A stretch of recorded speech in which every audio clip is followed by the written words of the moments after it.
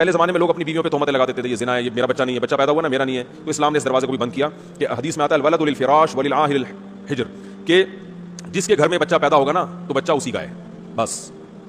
اب اس میں یہ شک کہ وہ شکل ان کی وسیم سے مل رہی ہے، پاؤں اس کے ستار سے مل رہے ہیں. وہ ایک آدمی بڑا ایک قوم کا لطیفہ، لیکن قوموں کے لطیفے سنانے سے نقصان ہوتا ہے. غیر مسلم قوم ہے لیکن چھوڑو، غیر مسلم کا بھی قوم کا مذاق کیوں اڑائے انسان. بہرحال ایک آدمی تھا، ان کی قوم میں کلچر تھا، ان کی عورتیں پاک دامن نہیں ہوتی تھی، تو ان کے یہاں بچہ پیدا ہوا 10واں، تو فاحشہ عورت تھی. بچہ جب پیدا ہوا 10واں تو وہ 9 سے بالکل الگ تھا، باقی 9 بچوں سے بالکل الگ تھا. تو بچے کے باپ کو شبہ ہوا کہ پتہ نہیں یہ والا میرا ہے یا نہیں ہے، لیکن بیوی سے پوچھے گا تو ظاہر لڑائی ہوگی. تو مرنے لگا، جس دن موت کا وقت تھا تو بیوی سے کہا کہ اب تو بتا دے یہ کس کا ہے، کیونکہ یہ باقی 9 سے بالکل الگ تھا لگے. اب تو میں مر رہا ہوں، تیرا کیا بگاڑ سکتا ہوں. بیوی نے کہا صرف یہی تمہارا ہے، باقی سارے یہ اس لیے 9 سے الگ تھا لگے کہ سچی بچی کا تمہارا صرف. بولو بھائی، یہ تو جس کلچر میں یہ ہو، یہ جو گرل فرینڈ بوائے فرینڈ کا کلچر آ رہا ہے نا، اللہ نہ کرے کل یہی ہوگا، اور یہ ہونا شروع ہو گیا ہے.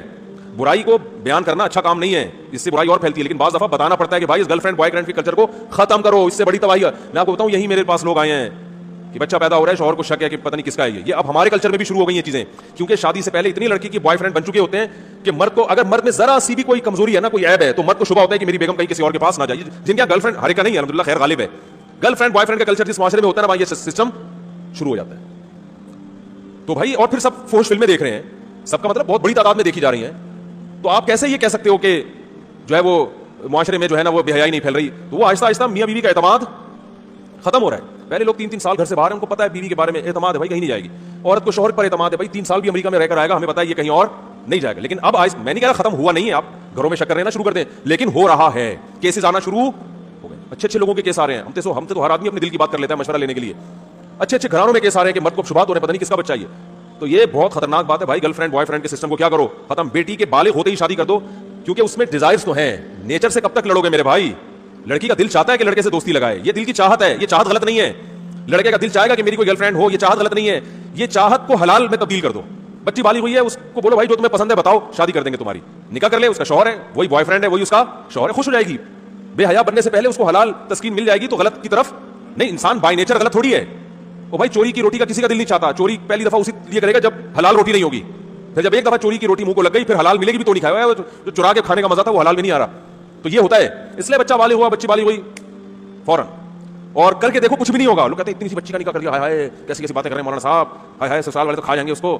اور بھائی کر کے دیکھو یار، ہم نے تو کی اپنے رشتہ داروں میں، الحمدللہ کامیاب زندگی گزار رہی ہیں بچیاں بھی، بچے بھی، سب خوش ہیں. ایسے ایسے فیملیز میں جاتا ہوں، بچہ بالغ ہوا، کان سے پکڑ کے شادی کرا دی اس کی. باپ اپنے خرچے پہ کرا دیتا ہے، کوئی بات نہیں یار میری بہو ہے، جہاں میں نے اتنی بیٹیوں کو کھلایا بہو کو بھی کھلا دوں گا میں، اور اللہ پھر برکت بھی دیتا ہے. بس باپ چاہتا ہے میری پینٹ میں جتنے پیسے میرے ہی ہیں، اپنے بیٹے کو نہیں دوں گا میں، ٹھیک ہے نا، نہ بیٹی کو دوں گا نہ بہو کو دوں گا.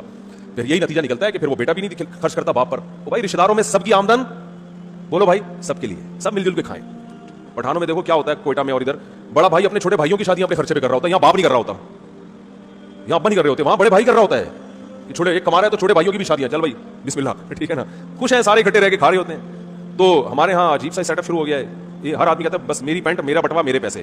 تو نتیجہ یہ نکلتا ہے کہ بہویں پھر سسر کا احترام نہیں کرتی. وہ کہتی ہیں یہ محبت باپ جیسی چاہتا ہے، خرچہ باپ جیسا کرنے کے لیے تیار.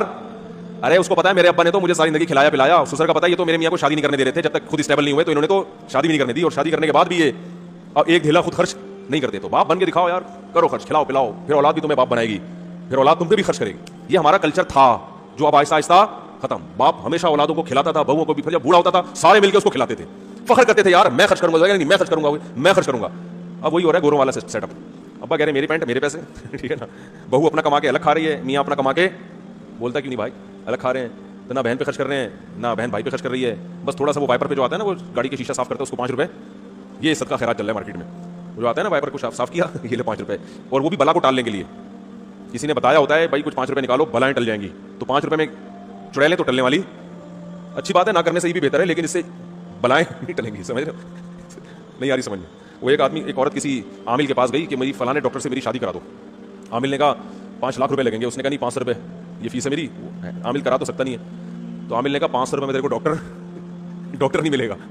تو یہی ہو رہا ہے کہ 5 روپے میں ہم بلائیں کیا کر رہے ہیں، ڈال رہے ہیں. ایسا کرو گے تو کوئی بھی نہیں آئے گا. تو اللہ نے زنا کی سزا بیان کی کہ نفرت، اور پھر یہ حکام بیان کیے کہ مرد کو اولاد کی نفی کی اجازت نہیں. آپ کے یہاں بچہ پیدا ہوا تو شروع سے ہی پاک دامن عورت سے شادی کرو. نہیں کی تو اب جس ڈیزائن کا بھی پیدا ہو رہا ہے آپ کے کھاتے میں ڈالے گی شریعت اس کو. سمجھ رہے ہو؟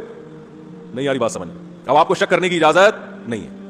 اگر آپ کو یقین ہے کہ اس نے زنا کیا ہے تو اسلام کہتا ہے کہ یا تو 4 گواہ لے کر آؤ یا عدالت میں جا کے 5 قسمیں اٹھاؤ عدالت میں, اور یہ کہو کہ اگر میں جھوٹ بول رہا ہوں تو مجھ پہ اللہ کی لعنت. اس طرح سے عدالت میں قسمیں اٹھائی جائیں گی. اس کے بعد عدالت عورت سے قسمیں اٹھائے گی. عورت اگر اقرار کر لے کہ میں نے زنا کیا ہے تو عورت کو رجم کر کے مارا جائے گا, اور بچہ پھر باپ کی طرف منسوب نہیں کیا جائے گا, وہ ولد الزنا بچہ کہلائے گا جس کا باپ نہیں ہوتا بیچارے کا. اور اگر عورت اقرار نہیں کرتی تو عورت کو جیل میں ڈالا جائے گا کہ بھئی یا تو زنا کا اقرار کرو یا انکار کرو. جب تک اقرار یا انکار نہیں کرتی جیل میں پڑی رہے گی. اور اگر وہ انکار کرتی ہے کہ میں نے نہیں کیا تو اسلام کہتا ہے ایسے انکار نہیں, 5 قسمیں. اس میں بھی یہی ہے کہ مجھ پر اللہ کا غضب اگر میں جھوٹی ہوں. اور اگر قسمیں اٹھا لیتی ہے تو مرد نے بھی قسمیں اٹھا لی, عورت نے بھی اٹھا لی. اب ہمیں نہیں پتا ان میں کون سچا کون جھوٹا ہے, تو دونوں کا نکاح ختم کرا دیا جائے گا. عدالت نکاح کیا کر دے گی کہ بھئی اب تم دونوں اکٹھے نہیں رہ سکتے. عدالت نکاح کو ختم کر دے گی اور بچے کو باپ سے منسوب نہیں کرے گی, کیونکہ باپ بچے کو ماننے کے لیے تیار نہیں اور اس نے قسمیں بھی اٹھا لی ہیں. پھر بچہ ماں کی طرف منسوب ہوگا لیکن وہ ولد الزنا بھی نہیں کہلائے گا, کیونکہ ہمارے پاس زنا کی کوئی دلیل نہیں ہے. تو یہ پورا پروسیس ہے. اب علماء یہ کہتے ہیں کہ آج عدالتوں میں یہ لعان والا عمل نہیں ہوتا, لہذا آج اگر کسی کی عورت زنا کر کے بچہ لاتی ہے, اس کی بیوی ہے, تو آپ بچے کا انکار کر نہیں سکتے, کیونکہ اسلام میں اس پروسیس سے گزرے بغیر انکار کی اجازت نہیں ہے, اور اس پروسیس پہ حکومت چلنے کے لیے تیار نہیں ہے. عدالتوں کو پتہ ہی نہیں لعان ہوتا کیا ہے. لہذا اب جس ڈیزائن کا بھی ہو, صحیح ہے نا, حتیٰ کہ زنا اپنی آنکھوں سے بھی کسی نے دیکھ لیا کرتے ہوئے, تو وہ بچہ آپ ہی کا مانا جائے گا. آپ اس کو اپنے سے نفی نہیں کر سکتے, وہ آپ ہی کا نام لگے گا اس کے ساتھ, آپ کی وراثت ملے گی اس کو. آپ 100 دفعہ کہہ دو کہ یہ میرا نہیں ہے, تو سوائے اس کے کہ اس پر آپ کو حد جاری کی جائے, سزا دی جائے, اس کے علاوہ بولو بھائی نہیں ہے. تو پہلے تو یہ آپشن تھا, اب یہ آپشن بھی نہیں ہے. تو اس لیے پہلے سے انسان احتیاط کرے, نکاح جب بھی کرے پاک دامن عورت سے کرے, تاکہ اس قسم کی ٹینشنوں کی نوبت, ارے بول لو نا یار, نہیں آئے. پاک دامن عورت سے نکاح کرو بھائی, جو گھریلو عورت ہے گھر سے ادھر آ گئی. جی ہاں ہاں, اس کے لیے بھی آئے تھے قرآن مجید میں. اور یہ بھی ذہن میں رکھو کہ یہ تو میں نے ایک مزاق کے میں لطیفہ سنا دیا, 10واں بچہ پرانے نام سے ذرا مختلف ڈیزائن کا تھا. اسلام میں بچہ کسی بھی شکل کا ہو, نبی صلی اللہ علیہ وسلم کے پاس ایک کیس آیا کہ وہ صحابی کہہ رہے تھے یہ بچہ تو مجھ سے ملتا نہیں ہے, تو آپ نے فرمایا کیا تمہارے اونٹوں میں چتکبرا اونٹ پیدا ہوتا ہے؟ انہوں نے فرمایا ہاں. فرمایا حالانکہ نہ اونٹ کا باپ چتکبرا ہوتا ہے اور نہ ماں, تو یہ کیسے پیدا ہو گیا؟ انہوں نے کہا کوئی باپ دادا میں گزرا ہوتا ہے. تو آپ نے فرمایا ایسے انسانوں میں بھی ممکن ہے کہ بھائی بعض دفعہ دادا پہ شکل چلی جاتی ہے, بعض دفعہ پر دادا پہ. اب میاں کے بال بھی سلکی ہیں, بیوی کے بال بھی سلکی, بچے کے بال گھنگریالے, تو شکی آدمی خام خامے بیٹھ کے شک کر رہا ہوتا ہے. یار اسی وجہ سے میں اپنی بیگم کو افریقہ نہیں لے جانا چاہ رہا تھا. شک آدمی اس طرح کرتا ہے نا.